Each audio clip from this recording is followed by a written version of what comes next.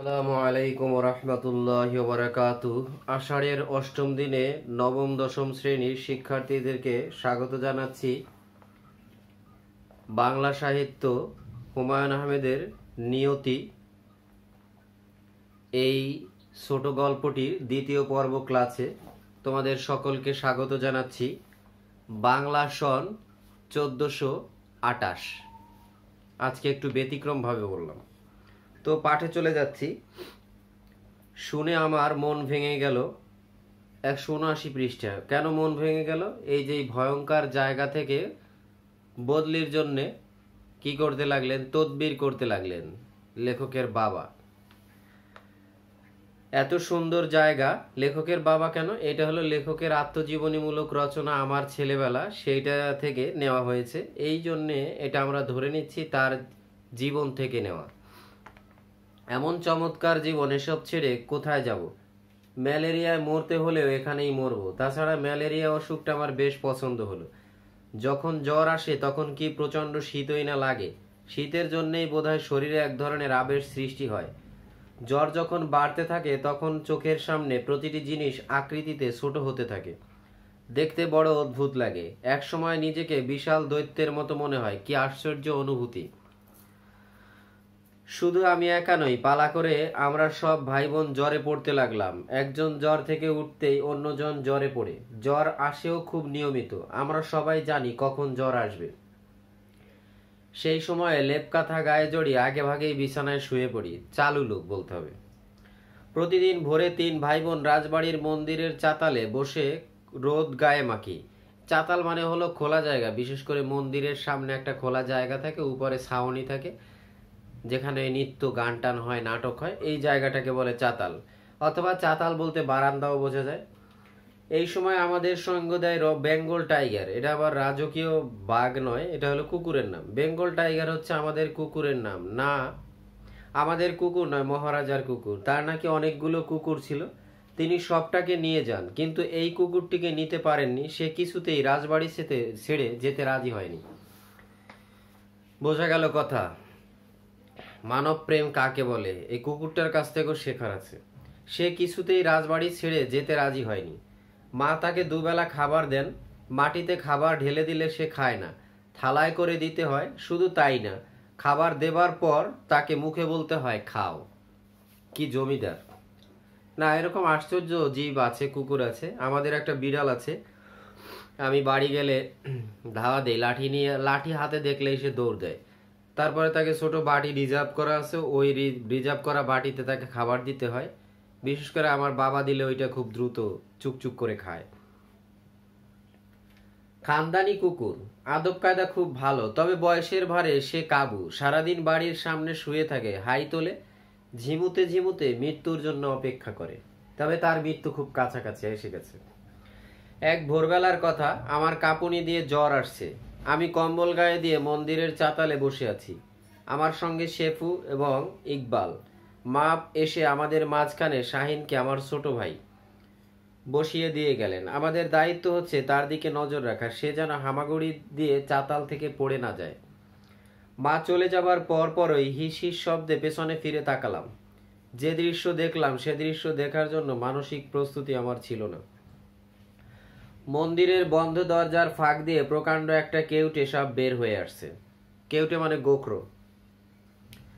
মাটি ছুঁয়ে ছুঁয়ে আসে, ফনা তুলে এদিক ওদিক দেখছে, আবার মাটি ছুঁয়ে ছুঁয়ে আসছে, আবার ফনা তোলে।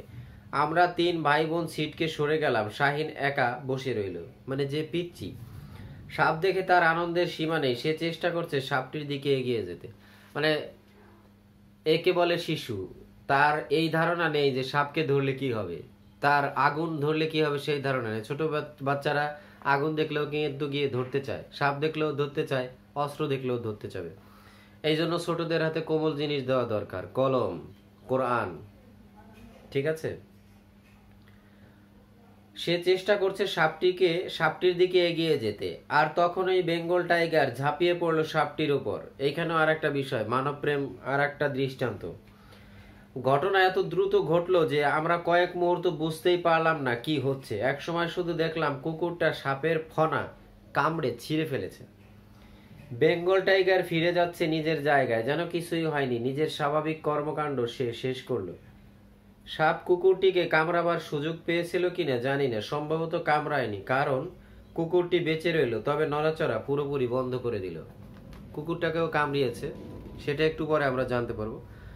আর কুকুরে তো একেবারে, সাপে তো একেবারে ছেড়ে দেবে না, তবে কুকুরটাকে বাঁচানো যেত যদি এই যুগে হতো, কারণ কুকুরটা যে ভক্ত এবং যে উপকার করে, এই কুকুরটা মারা যাওয়া আসলে সমাজের ক্ষতি, মানুষেরও ক্ষতি।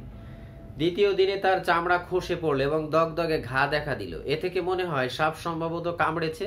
সাপের বিষ কুকুরের ক্ষেত্রে হয়তো তেমন ভয়াবহ নয়, মানে মারা যায়নি, একেবারে মারা যায়নি। মানুষ যেরকম দাফাদাফি করে মারা যায়, কুকুরটা সেরকম হয়নি, মানে ওর সহ্য ক্ষমতা আছে ভালো। আরো দুদিন কাটলো, কুকুরটির চোখের সামনে পচে গলে যাচ্ছে, কুকুরটি চোখের সামনে পচে গলে যাচ্ছে। আরো বিশেষ কথা হলো, হয়তো কয়েকটা ঠোকর মারছে কুকুরটাকে, কারণ কুকুরের চামড়া এত মোটা যে ওরা ঘামায় না। তাহলে সাপ কামড় দিলেও তো সহজে কিছু হওয়ার কথা না, কয়েকটা ঠোকর দিলে তারপরে হয়তো ফুটো হয়ে বিষ গেছে। তার কাতর ধ্বনি সহ্য করা মুশকিল, গা থেকে গলিত মাংসের দুর্গন্ধ আসছে, কিন্তু মরে নাই এখনো, এটাই ভাববার বিষয়।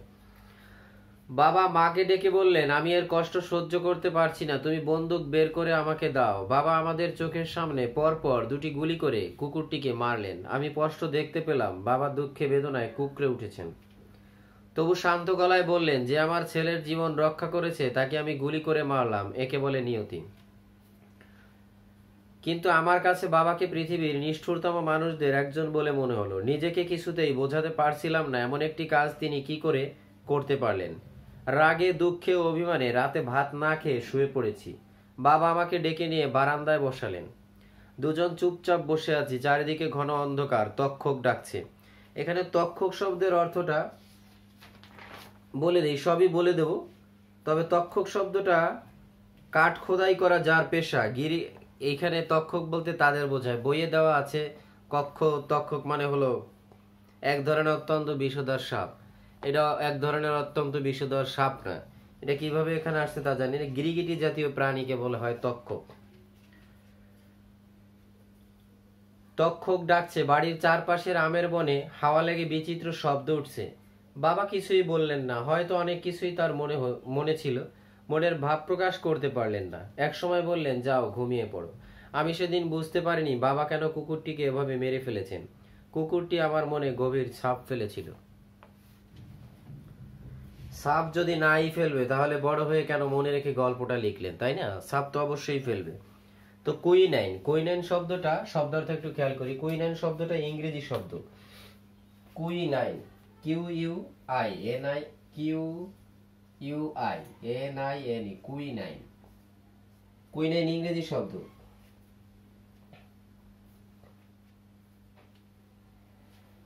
এটা হলো সিনকোনা গাছের ছালের তিক্ত স্বাদ নির্যাস, যা ম্যালেরিয়া রোগের চিকিৎসায় ব্যবহৃত। সিনকোনা গাছের ছাল থেকে রস তৈরি হয়।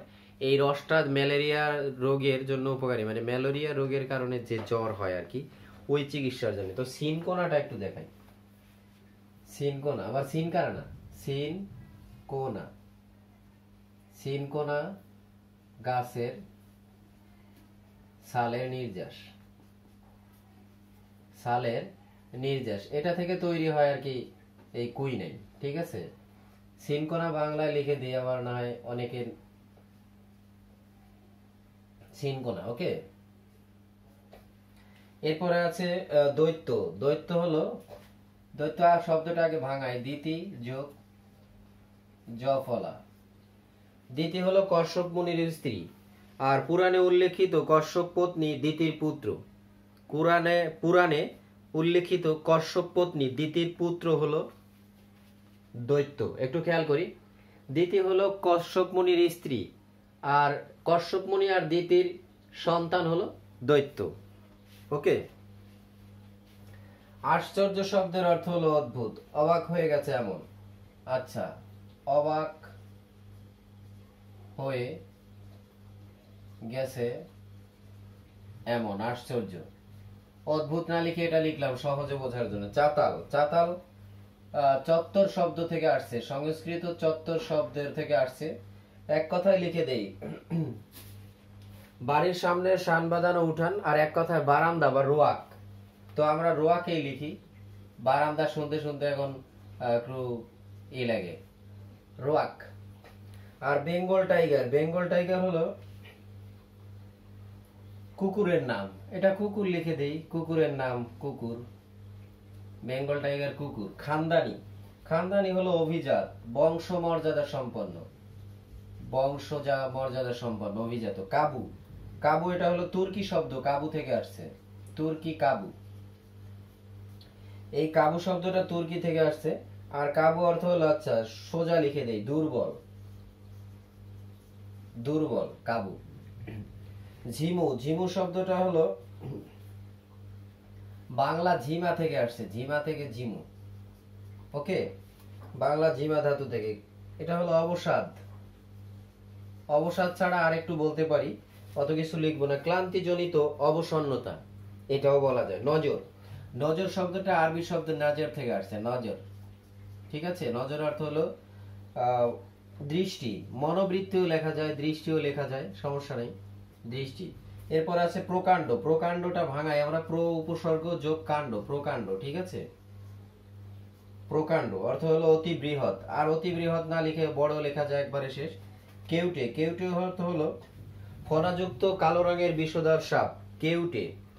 আর এটা ইংরেজি কোবরা থেকে আসছে, আচ্ছা ইংরেজিতে বলি কোবরা, ঠিক আছে, কোবরা, ইংরেজিতে বলবো কোবরা। আচ্ছা আর একটু বলা যায়, ফণাযুক্ত কালো রঙের বিষধর সাপ কেউটে, সাপ ক্রেট, CRAIT, ক্রেট, ওকে, এটাও বলা যায়। আর দগদগে, দগদগে হলো দগদগ করছে এমন, ক্ষতের লক্ষণ প্রকাশের ভাব, ক্ষতের লক্ষণ প্রকাশের ভাব, দগদগে মানে ঘা হচ্ছে, এখনো ক্ষত হয় নাই, ঘাসে প্রকাশের ভাব, এখনো ঘা থেকে ক্ষত হয় নাই, ওকে, দগদগে। আর কাতর ধ্বনি,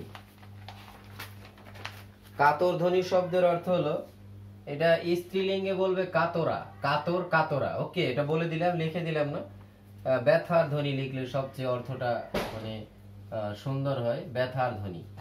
এরপরে হলো মুশকিল, মুশকিল অর্থ হলো বিপদ, এটা যথাসম্ভব আমি জানি না, ফার্সি শব্দ হতে পারে আর কি। কুকড়ে, কুকড়ে শব্দের অর্থ হলো কুণ্ডলি পাকিয়ে রয়েছে এমন, তুর্কি আর হিন্দিতে বলে কুকর শুকর, কুকর মুকর নয় কিন্তু কুকর শুকর, অর্থ হলো কুণ্ডলি পাকিয়ে রয়েছে এমন, কুণ্ডলি পাকিয়ে,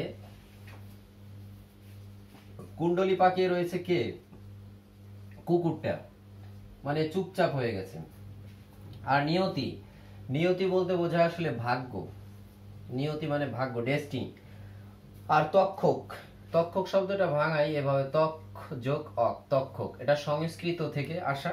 আর অর্থ হলো কাঠ খোদাই করা যার পেশা তাকে তক্ষক বলা হয়। আর এইখানে যে অর্থটা, গিরগিটি জাতীয় প্রাণী, টিকটিকির থেকে বড়, উষ্ণমণ্ডলীয় অঞ্চলে বাস করে, কিন্তু বইয়ে লেখা এক ধরনের বিষধর সাপ, ওটা কোন জায়গা থেকে আসলো বুঝলাম না। গিরগিটি জাতীয় প্রাণী, গিরগিটি জাতীয় জীব বা প্রাণী, ওকে। আর আবেশ শব্দের অর্থ হলো ভাবাবেগ, বিহবলতা, আসক্তি, ভাবাবেগ, ভাবাবেগ। আর মহানন্দ, গভীর আনন্দ, পরমানন্দ, গভীর আনন্দ, গভীর আনন্দ। তো এই হলো নিয়তি। তবে হুমায়ুন আহমেদের অনেক বই আমি পড়েছি, হিমুর মধ্য দুপুর, হিমুর হাতে লাল গোলাপ, কয়েকটি লাল গোলাপ, এগুলি আমি পড়েছি। তো এই গল্পটা আমার কাছে অত্যন্ত ভালো লাগছে। গল্পটার ভিতরে একটা মানবিক দিক আছে, তারপরে কুকুরের কাছ থেকে আমাদের অনেক কিছু শেখার আছে, অনেক দায়িত্ব কুকুরের। সে মালিকের, মহারাজার বাড়ি ছেড়ে যায়নি, না যাস না গেল, কিন্তু এখানে যারা ভাড়া থাকে, মানে সরকারের পক্ষ থেকে যারা বদলি হয়ে আসছে, তাদের ছেলেপেলেদের রক্ষার জন্য সে ঝাঁপিয়ে পড়ে নিজের জীবন দিয়ে দিল, পরবর্তীতে গুলি খেয়ে মরতে হলো। তো এখান থেকে অনেক কিছু শেখার আছে কুকুরটার কাছ থেকেও, মানুষের কিছু কিছু জীব এভাবে বড় বড় ভূমিকা রাখে। তো আজকে এ পর্যন্ত, পরবর্তীতে আবার দেখা হবে অন্য ক্লাস নিয়ে। আল্লাহ হাফিজ।